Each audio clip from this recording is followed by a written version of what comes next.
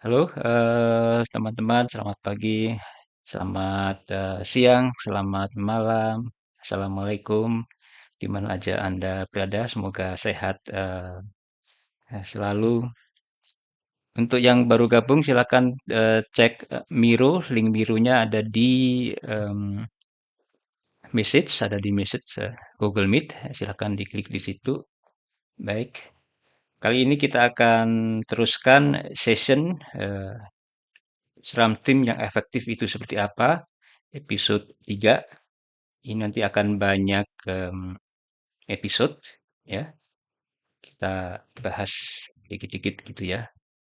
Kemarin udah bahas management, self managing, kemudian kita sekarang bahas tentang cross fungsional.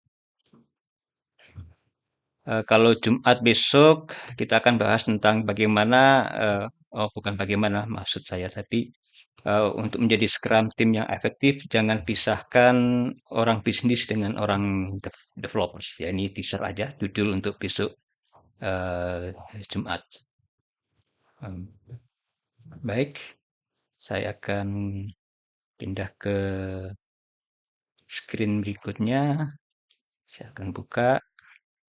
Iya, kita ada sedikit exercise, apa ya, kegiatan dikit lah. Iya. Nah, di sini ada tim sepak bola dengan 11 pemainnya dengan menggunakan sticky note. Coba tuliskan kira-kira keahlian masing-masing posisi itu apa ya? Tidak terlalu pas ya, 2, 3, 4 atau 5 masing-masing apa skillnya. Kalaupun itu skillnya bisa adalah gabungan antara posisi, nggak masalah gitu ya. Eh, ya, mungkin ukurannya sticky note bisa segitu. Silahkan, saya kasih waktu 1 menit.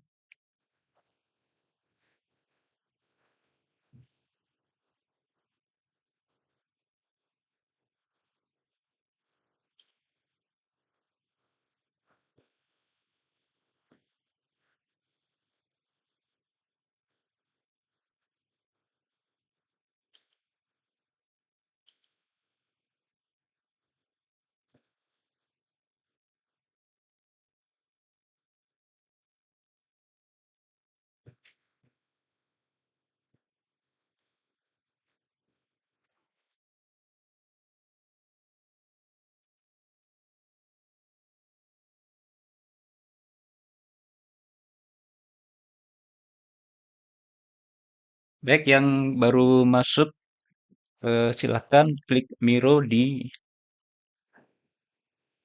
Google Meet Message.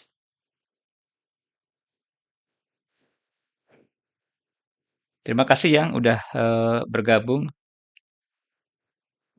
Ini kalau Selasa kayaknya lebih banyak ya daripada yang Jumat.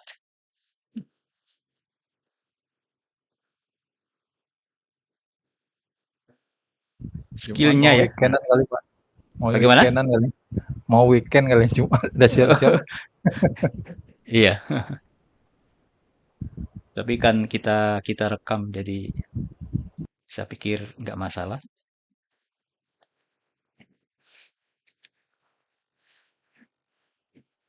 Kalaupun tertinggal tidak masalah bisa nonton rekamannya.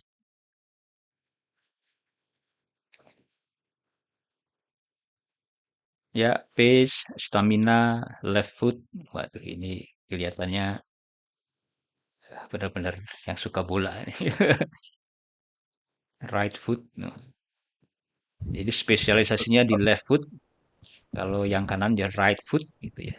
Hmm. Mungkin momen Piala Eropa ya Pak.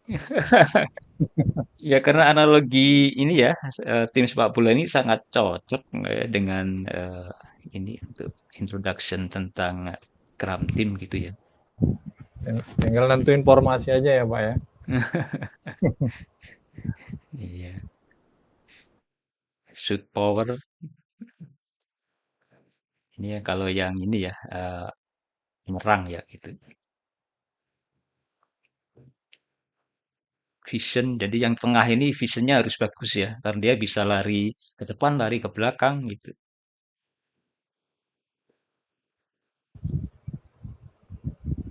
Jadi playmaker berarti Pak. Iya. Kalau kiper boleh nggak memasukkan bola ke gawang lawan? Boleh kan? Boleh, Secara aturan sih boleh. boleh ya. Heeh. Mm-mm.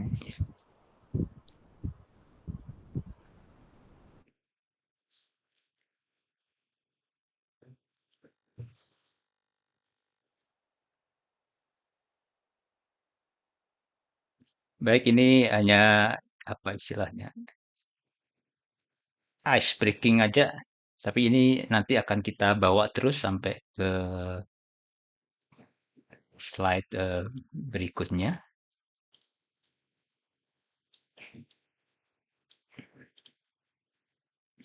Nah, sekarang ada pertanyaan seperti ini, gitu ya.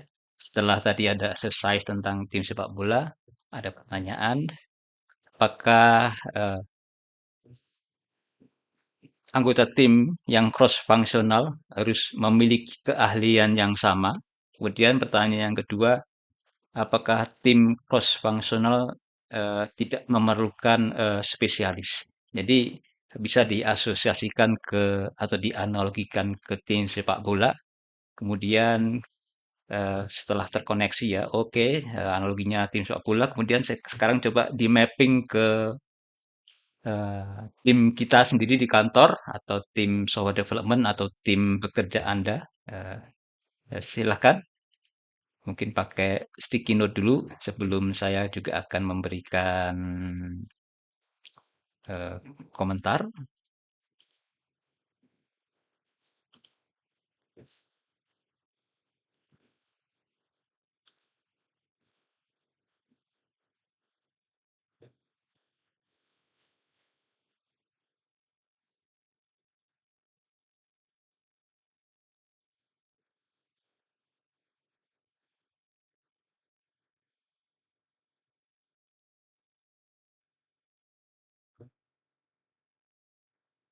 Baik, yang baru masuk silahkan klik mironya untuk ikut aktivitas. Baru 6 orang yang masuk. Mungkin ada yang sedang mobile ya, nggak apa-apa.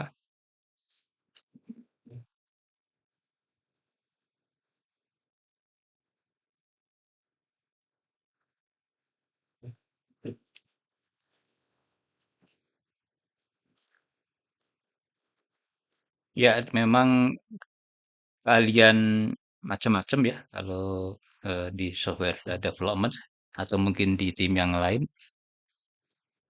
Tapi memang awalnya Agile dan Scrum untuk software development ya. Jadi ya, untuk yang non software dan IT silakan nanti menyesuaikan aja. Ya, kita punya punya coder gitu ya atau programmer, kita punya tester,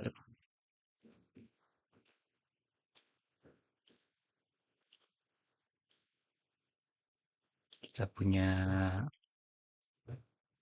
desainer, apalagi kita punya bisnis analis,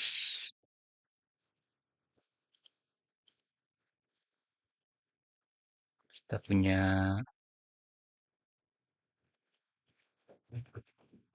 product manager,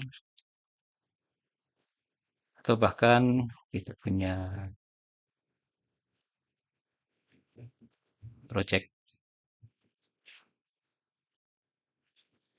manager. Intinya sebenarnya semua semua skill yang diperlukan ya. Jadi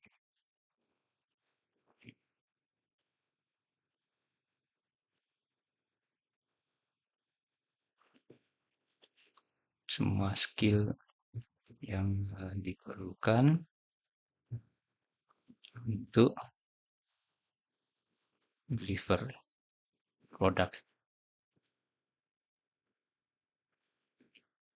memang deliver product menjadi istilah mungkin yang agak aneh karena kalau dikaitkan dengan kurir ya, tapi memang deliver product dia adalah istilah baru di mana termasuk di situ adalah juga development.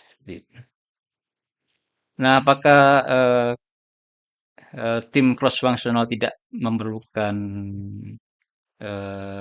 spesialis? Masih masih perlu ya, masih perlu sebenarnya. Hmm, masih perlu. Jadi Scrum tidak tidak eh, bermaksud, tidak ada maksud ya, tidak ada maksud menghilangkan spesialis. Silahkan tadi diasosiasikan dengan tim sepak bola. Coba kalau nggak ada kiper itu gimana itu?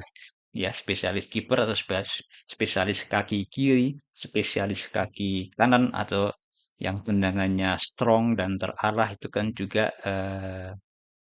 spesialis ya. Nah, memang agak beda peran spesialisnya. Sorry, ya. Nah ini kalau ada spesialis, spesialis ini ada tugas yaitu meng- inte- mengintegrasikan ya, mengintegrasikan keahlian spesialis ke dalam tim dalam tim ya, secara keseluruhan. Mungkin ini aku akan kasih warna. Oh, sempat freeze. Sorry. Bentar, sorry, sorry. Oh, ya ada apa deh. Sempat freeze tadi.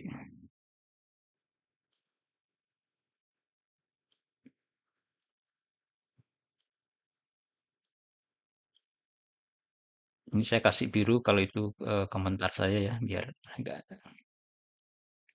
beda dikit. Ada yang beda pendapat atau tambahan pendapat ya? Iya, baik. Supaya cepat waktunya, saya geser di screen berikutnya. Hampir sama exercise-nya.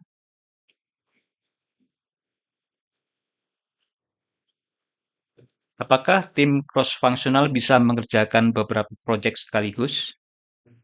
Apakah yang kedua, apakah anggota tim cross-functional bisa mengerjakan beberapa tugas sekaligus? Tugas ini mungkin bahasa Inggrisnya adalah task ya, task. Jadi di dalam kan sudah ada itu beberapa task yang misalkan kalau modelnya masih assignment, diassign-kan atau dikerjakan. Jadi apakah anggota tim atau tiap orang di dalam tim bisa mengerjakan beberapa tugas sekaligus?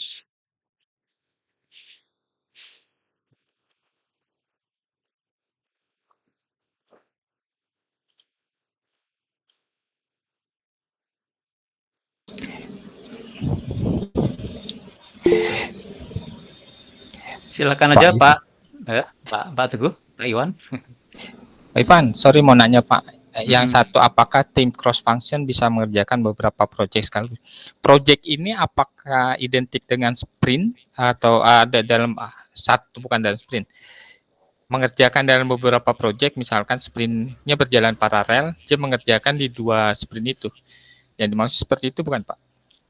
Beda klien lah. Oh, Jadi beda klien ya? iya, atau beda Oke. produk gitu ya. Tapi sprintnya akan berjalan bersamaan Pak? Kita masih belum sampai ke situ Pak. Oh, belum sampai. Oke, oke. Ya bisa aja, bisa karena memang dua dua project berarti dua 2 sprint yang paralel bisa aja. Ya, oke. Thank you, Pak. Mhm.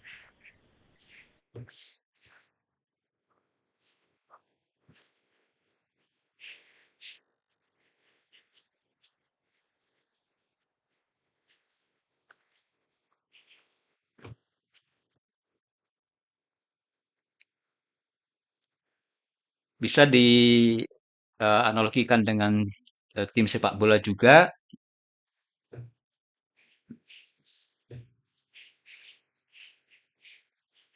Di sini semuanya tergantung konteks. Kalau Juga dianalogikan sepak bola, artinya semua pemain bisa berganti-ganti posisi ya, Pak ya? bisa, coba memang Hmm. ada bedanya nanti kita bahas sedikit di slide berikutnya. Makanya tadi saya sempat singgung apakah kiper boleh jadi striker? Tapi ya bisa aja, cuma dia sementara ya, nggak bisa dia eh, selamanya menjadi striker. Karena memang ada istilahnya ya skill ya atau keahlian yang utama. Em, baik, kalau yang pertama apakah tim cross functional bisa mengerjakan beberapa proyek sekaligus? Eh, eh, gimana saya cara mengucapkannya? Yang untuk yang Scrum tidak didesain untuk mengerjakan multi multi project ya, multi project.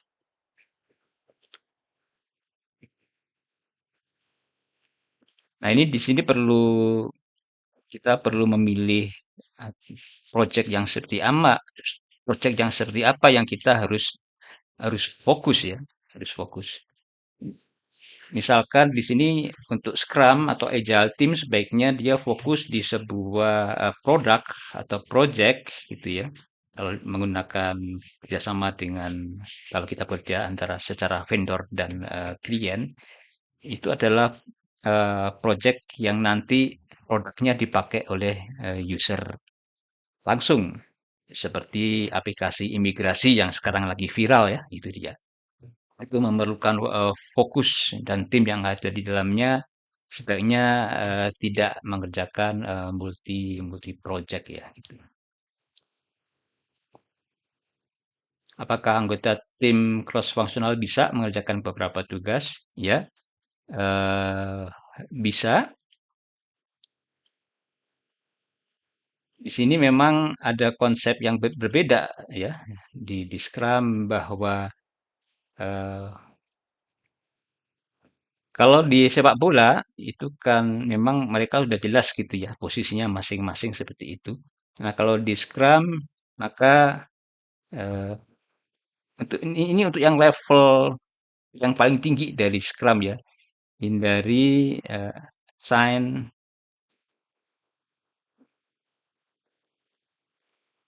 task ke individual ya. Biarkan biarkan tim menentukan sendiri siapa yang akan mengerjakan, nanti akan berbeda apabila di-assign, gitu ya.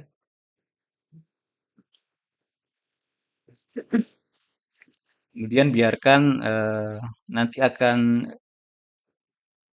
dalam budaya ini tiap tiap anggota usahakan eh, akan berkontribusi ya, berkontribusi untuk kesuksesan suksesan bersama. Ini artinya bahwa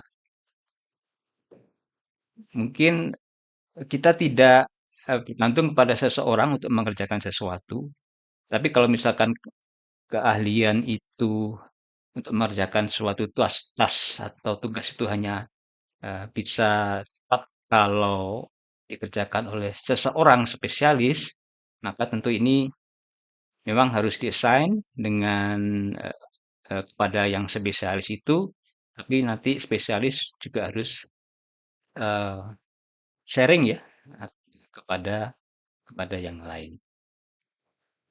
Jadi fungsi dari tidak menghindari menghindari assignment ke atas individual itu agar tercipta sebuah budaya agar tiap anggota bisa berkontribusi eh, untuk kesuksesan bersama, gitu ya. Kemudian mungkin yang kedua adalah agar bisa mengambil keputusan secara kolektif. Kalau kemarin kita bahas di self managing, tim bisa mengambil keputusan terhadap pekerjaannya ya, yang sesuai dengan kapasitasnya. Kalau requirement bisnis mungkin tidak bisa ya ikut peran besar untuk mengambil keputusan, kecuali memang eh, orang bisnisnya itu juga mengerjakan atau coding gitu ya, atau membangun project ikut terlibat langsung ke dalam tim development, yaitu yang mengerjakan pekerjaannya langsung. Baik, saya lanjutkan. Ini mungkin ada pertanyaan, tapi akan mungkin dibahas di slide berikutnya. Baik. Apakah anggota tim cross-fungsional tidak boleh memiliki banyak keahlian? Ini satu orang, apakah boleh memiliki keahlian atau tidak? Itu maksud saya begitu. Apakah anggota tim cross-fungsional tidak boleh memiliki banyak keahlian? Satu orang ya, satu orang. Sangat boleh. Jadi ini sesi kita lebih ke bagaimana myth busting ya. Myth busting itu apa? Ya mitos-mitos itu kita ingin mencoba menghancurkan mitos-mitos itu bahwa seperti apa sih pemahaman cross fungsional itu gitu. Jadi kita lagi menyamakan persepsi lagi gitu.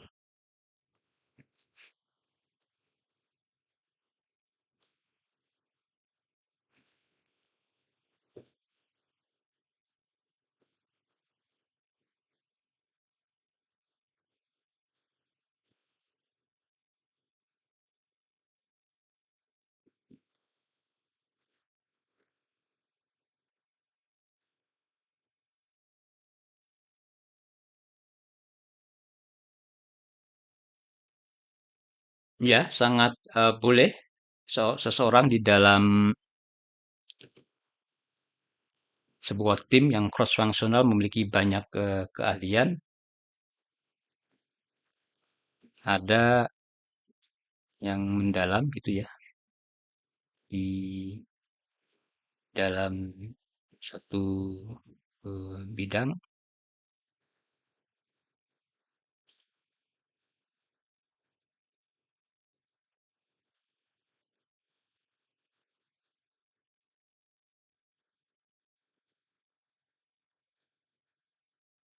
Juga ada yang punya sedikit keahlian di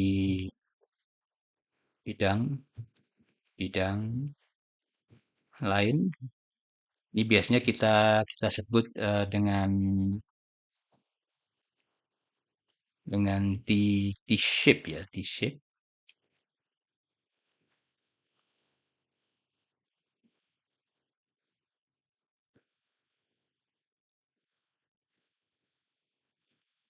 Ya,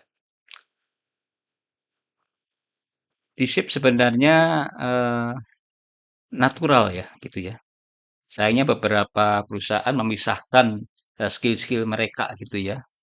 Mulai ada yang desainer dipisahkan, coder dipisahkan, tester dipisahkan, deployment dipisahkan, operasional dipisahkan. Shape itu natural, gitu ya. Untuk yang pernah menjadi software developers pasti juga saya pikir setuju dengan pendapat saya ya. Tapi ya jangan dipaksakan. Ini dia ya. Jadi ciptakan motivasi agar mau menjadi di shift. Jangan dipaksakan. Jadi tidak boleh ada pemaksaan. Terutama ini culture yang ditekankan terutama yang melaksanakan atau mengimplementasikan Scrum.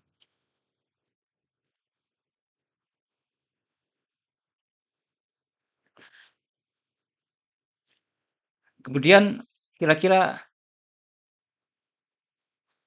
apa ya? Apa yang membuat orang itu malas untuk menjadi T-shape ya?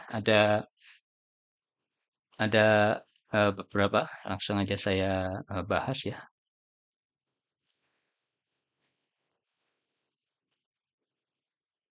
Ini akan saya ganti kuning dulu. Kan saya akan menulis sesuatu yang berwarna merah. Ya.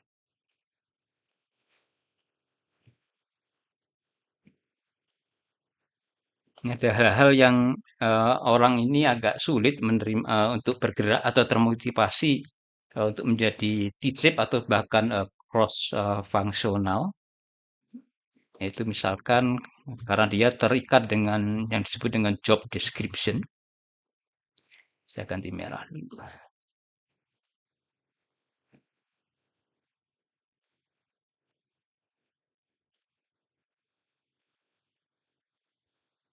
Lalu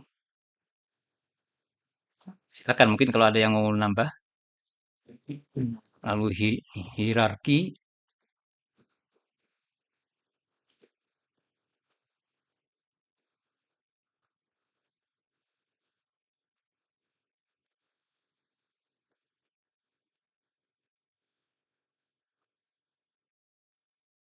apalagi prosedur.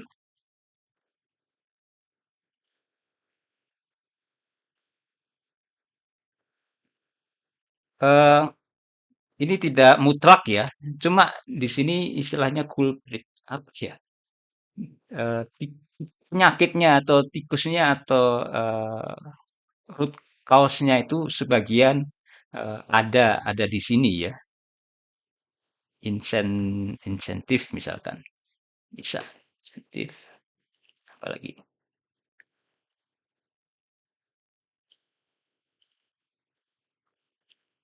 HR proses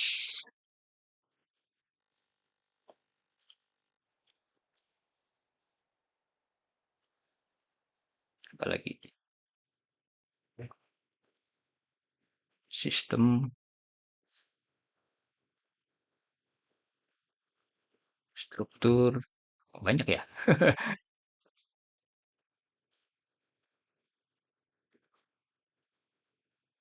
Dan ada instruksi.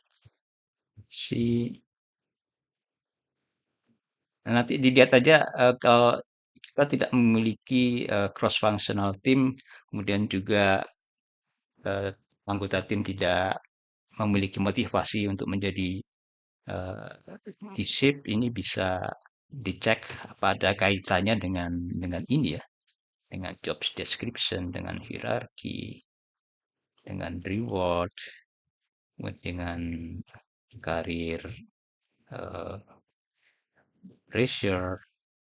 Ya, jadi tidak sederhana untuk membuat sebuah tim yang self manage dan cross functional, jadi memerlukan semacam belief atau nilai kepercayaan gitu ya. Seperti itu. Baik, saya lanjutkan ke slide berikutnya. Mungkin ini sebenarnya terkait satu pertanyaan. Apakah tim cross functional tidak memerlukan koordinasi dan komunikasi? Apakah tim cross functional itu chaotic dan tidak punya struktur? Gitu ya? Silakan bisa kalau ada pendapat, apakah benar, apakah tidak, jawabannya ya atau tidak. Gitu ya.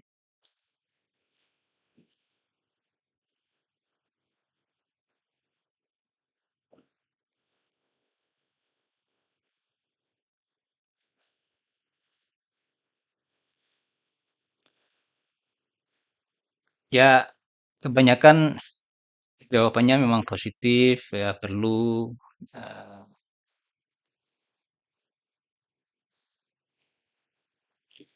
Jadi sebenarnya sangat natural ya. Jadi kalau kita punya semacam sebuah organisasi, struktur organisasi, oh, ketika ditanya lu pakai apa ini model organisasinya gitu ya.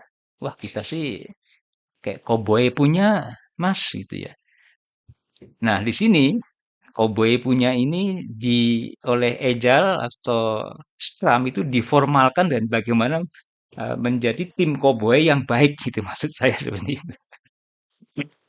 Tim koboi yang baik yang punya filosofi, punya eh, cara kerja yang berbeda dengan yang aturan atau prosedur yang rigid, bagaimana berkomunikasi, bagaimana bisa deliver, berhubungan dengan stakeholder itu diformalkan agar menjadi tim koboi eh, yang baik tentu saja.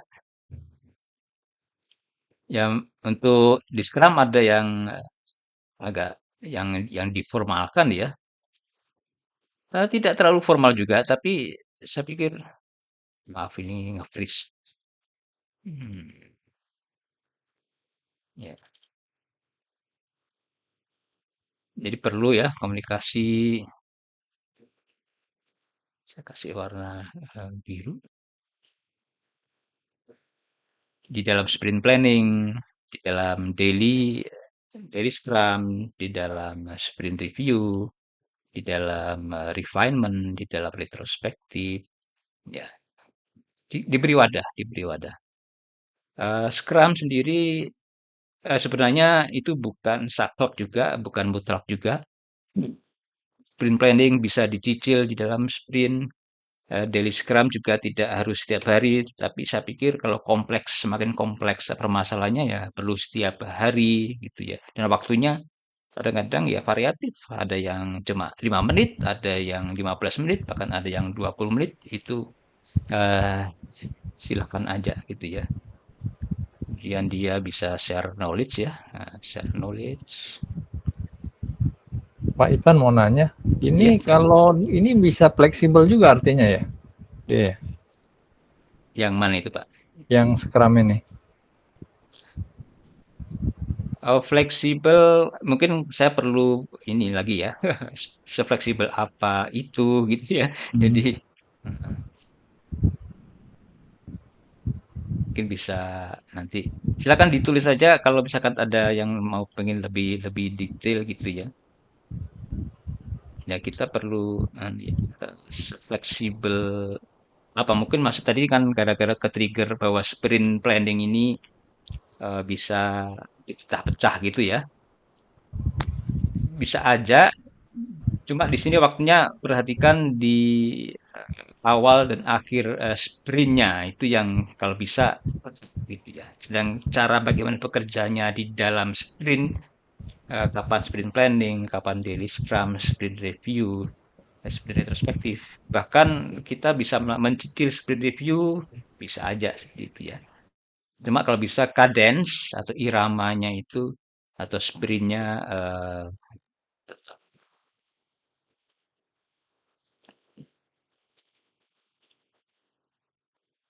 ya, jadi fungsi koordinasi dan komunikasi itu agar kita menciptakan rasa yang collective ownership, help each other, share knowledge gitu ya.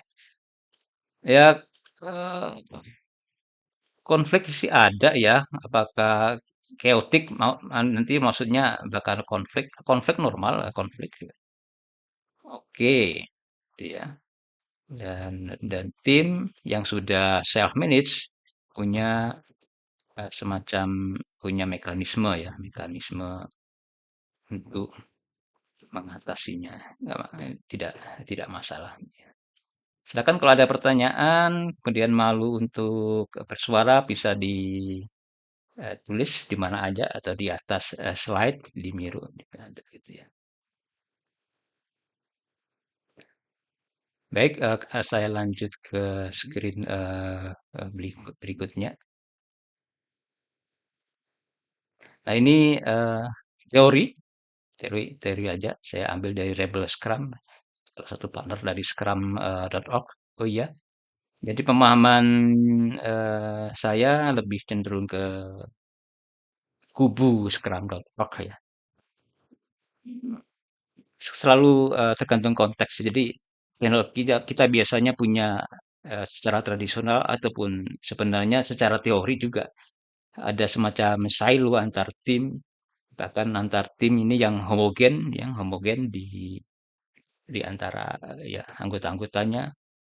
Mungkin ada tim desainer, ada tim coder, ada tim tester gitu ya. Yang merah itu desainer, yang biru coder, yang orange itu tester. Mereka punya backlog sendiri, punya product owner atau manager atau leader sendiri gitu ya. Eh, di sini memang dampak dari struktur ini agak bisa membingungkan ya karena akan ada hands off gitu ya dan bisa memperlambat delivery. Bisa aja tidak seperti itu ya, bisa aja untuk produk-produk atau pekerjaan yang simple tidak seperti itu. Nah, kalau pakai cross functional product team yang sebelah kanan gitu, jadi itu yang dimaksud dengan cross functional seperti itu. Terutama kalau nanti menerapkan shift ya, sorry, menerapkan Nexus ya atau less gitu ya. Mungkin shift juga bisa seperti itu ya kalau yang large scale gitu seperti itu. Ada sebenarnya individual product backlog, tapi dia bersumber ke produk backlog yang awal, yang utama, gitu. Punya satu product owner. Product owner di sini role ya atau skill. Silahkan kalau misalkan punya seseorang yang memiliki kemampuan yang mempunyai kemampuan dalam mengambil keputusan yang terakhir gitu ya. Kalau kita punya masalah di product development, lalu kita gimana caranya kita mempunyai beberapa pilihan, kita harus memilih yang mana pilihan kita yang harus kita kerjakan. Kita eskalasi tingkat pertama nggak bisa, eskalasi tingkat kedua nggak bisa, baru tingkat ketiga baru ada keputusan. Nah itu sebenarnya real product owner. Cuma product owner yang di paling atas atau mungkin chief product owner itu bisa mendelegasikan ke bawah ke bawah. Tapi sebagai banyak delegasi, tingkat delegasi, saya pikir agilitas atau agility-nya juga akan berkurang. Baik, ini sebelum eh, kita selesai ada oleh-oleh ini ya. Ada oleh-oleh.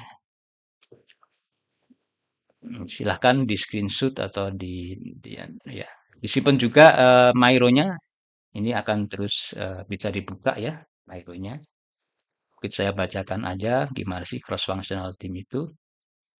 Dia memiliki semua kompetensi dan keahlian untuk membangun dan mengantarkan atau mendeliver ya produk increment yang bernilai atau valuable. Ya, sebuah keahlian di berbagai area yang berbeda dikolaborasikan untuk memberi dampak terbaik. Spesialisasi perlu, tapi ingat satu orang tidak bisa memberikan hasil yang berarti dan berharga bagi pelanggan. Dan keahlian dari seorang spesialis ini harus di-share ya, jangan bergantung kepada spesialis. Tapi spesialis tentu saja spesialisasi ini memiliki intensif tertentu ya, gitu. eh, kita juga harus memberikan semacam kepastian karir ya buat spesialis ini gitu ya bahwa ya dia tidak agar sehingga dia tidak merasa nanti eh, kalau semuanya orang memiliki skill yang sama dengan dia saya nanti gimana dong gaji saya kan tinggi nih nanti perusahaan akan memecat saya karena semua orang jadi memiliki keahlian saya. Aku jadi malas untuk sharing ya, jangan sampai itu terjadi yang dirasakan oleh sang sang spesialis.